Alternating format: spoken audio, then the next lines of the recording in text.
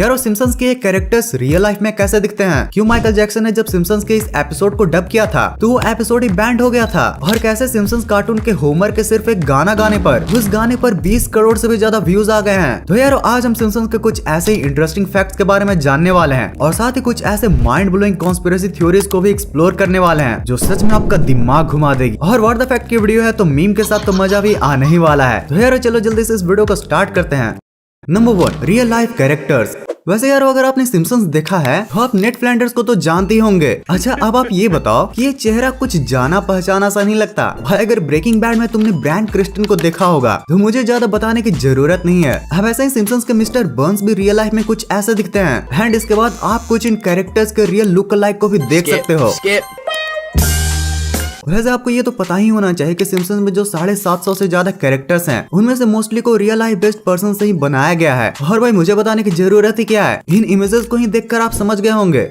Number 2, band episodes. अब देखो यारो सिम्पसन्स की कॉमेडी तो अच्छी है लेकिन उससे भी ज्यादा उसे फ्यूचर प्रिडिक्ट करने के लिए जाना जाता है और उसके साथ ही ये कई बार काफी वाइल्ड चीजें भी दिखा देते हैं और इसी वजह से उनके कई एपिसोड्स बैन भी हो चुके हैं और साथ ही उनको बहुत ज्यादा हेट का सामना भी करना पड़ा है। जैसे स्टार्क रेवरिंग डैड नाम का एक बहुत ही पॉपुलर एपिसोड था जिसमें एक आदमी होता है और वो ऐसे प्रिटेंड करता है कि वो माइकल जैक्सन हो।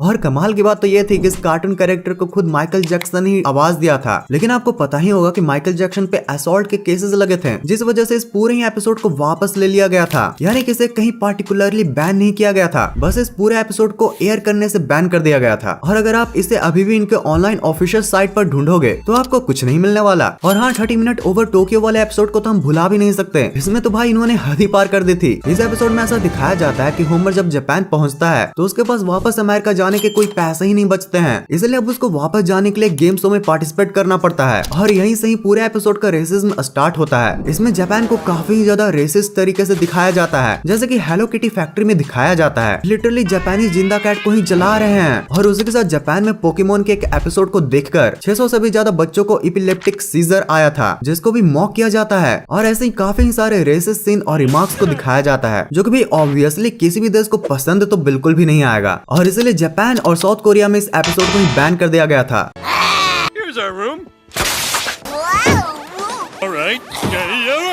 लेकिन फिर जैसे जैसे टाइम गुजरा तो फिर 2007 तक इस एपिसोड को थोड़ा नॉर्मलाइज कर दिया गया था, लेकिन भाई अभी भी इसको काफी हेट किया जाता है। फिर केप फियरी नाम का भी एक एपिसोड था जिसमें बॉब नाम का कैरेक्टर बार्ट से अपना रिवेंज लेने आता है और यह जो एपिसोड है ये जर्मनी में बैन कर दिया गया था। इसका एक रीजन तो उन्होंने यह दिया था कि इसमें बच्चों के साथ होने वाले वायलेंस को दिखाया जा रहा है तो इसलिए हमने इसे बैन किया है। बट यार उसके बैन करने का एक सीक्रेट रीजन ये है कि इस एपिसोड में जिस यूनिफॉर्म को दिखाया गया था वो एक जेठालाल जैसे मूछें रखने वाले ऑस्टिन पेंटर की आर्मी का यूनिफॉर्म से काफी ज्यादा मिलता जुलता था। अब आप तो समझ ही गए होंगे कि मैं किसकी बात कर रहा हूँ और उसकी और जर्मनी की हिस्ट्री तो आपको पता ही होगी। तो यार अब आपको तो ये पता चल ही गया होगा कि सिम्पसन्स सिर्फ अपने फ्यूचर प्रेडिक्शंस के लिए ही नहीं बल्कि अपने कई अलग अलग कारनामों की वजह से भी कई कंट्रोवर्सीज में रह चुका है। वैसे सिम्पसन्स स्मार्टली फ्यूचर प्रिडिक्ट भी कैसे कर लेते हैं उसके बारे में मैंने डिटेल से इस वीडियो में बताया है, तो अगर आप उसे भी देखना चाहते हो तो इस वीडियो के लास्ट में भी मैं उस वीडियो का लिंक अटैच कर दूंगा। Number 3, theories. तो यार अगर डार्क थ्योरीज की बात कर ही रहे हैं तो इस शो को लेकर कई सारी ऐसे थ्योरीज भी हैं जो कि भाई सच में काफी ज्यादा डार्क हैं और इसे बस एक कार्टून शो से काफी अलग बनाते हैं। तो सिम्पसन्स की एक थ्योरी ये है कि इस शो के अंदर ही एक अलग सा शो है जिसके लिए होमर एंड उसकी फैमिली काम करते हैं। आप भी ये देख सकते हो कि कई एपिसोड्स में ये दिखाया जा रहा है कि सिम्पसन्स खुद ही अपने शो को टीवी पर देख रहे हैं और उससे पैसे भी कमा रहे हैं। यहाँ तक कि उनका शो इतना पॉपुलर था कि उसे इंग्लैंड की क्वीन भी देखा करती थी एंड उनके नाम के मर्चेज एंड कई चीजें मार्केट में भी बिकती हैं।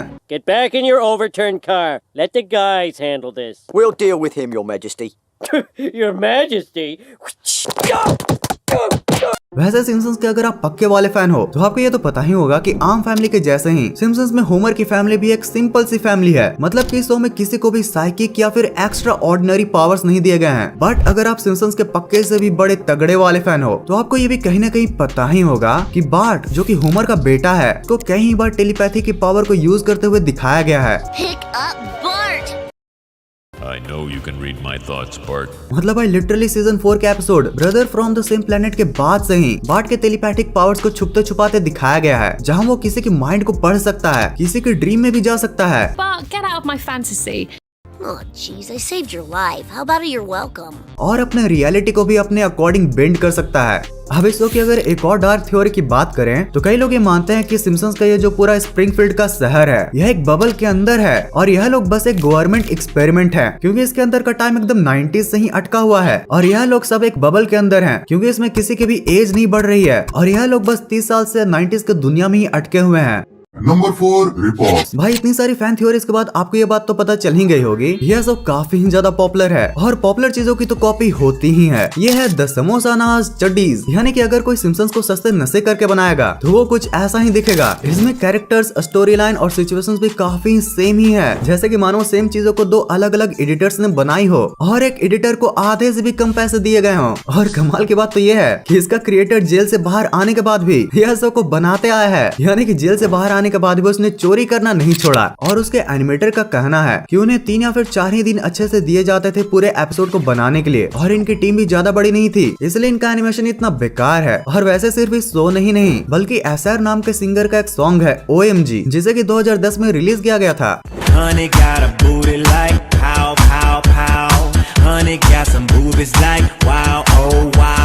एंड भाई इस सॉन्ग में जो टोन है वो सिम्पसन्स में होमर के 2003 में गाए गए एपिसोड के सॉन्ग से ही काफी ज्यादा मिलता जुलता है। Christmas in December. Wow, wow, wow. Give me tons of presents. No, no, no.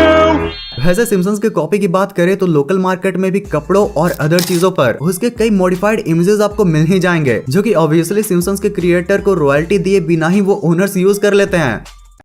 तो यार अब इतनी इन्फॉर्मेशन के बाद कुछ मजेदार मीम्स तो बनते हैं ना। आज इस इंटरव्यू में पता चल ही गया कि कुत्ते गाड़ियों के पीछे क्यों भागते हैं। क्या आप बता सकते हैं कि आप गाड़ियों के पीछे क्यों भागते हैं? ये तो नहीं पता भैया, हमको पापा चाचा लोग सब भागते हैं तो हम भी भागने लग जाते हैं और कहते हैं कि हमारे यहाँ प्रथा है। ये एक ऐसा अनार है, इसको खुद खून की जरूरत है। सही बात है भाई, पहले इसमें खून डालो। एक मिनट, कहीं रेड ब्लड सेल की जगह व्हाइट ब्लड सेल के लिए तो नहीं है? All kids watch nowadays is Brain Rot, an actual TV show from 2011.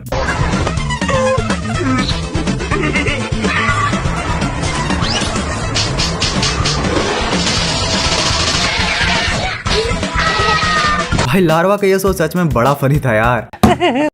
Ends भी लाइक हम क्यों खाना लेने जाए, हम भी ऑर्डर करेंगे।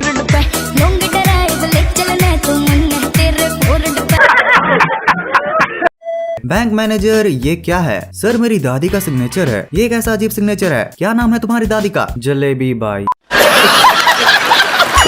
New research has found that dogs do judge up.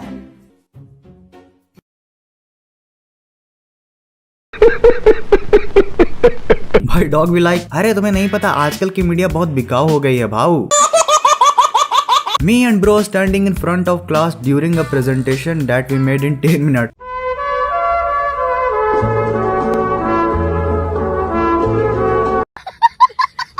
भाई उस समय तो दिल के साथ बॉडी भी कांपने लगती है।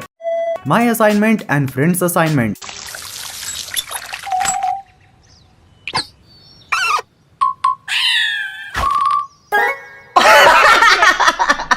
He is embarrassed for a lifetime.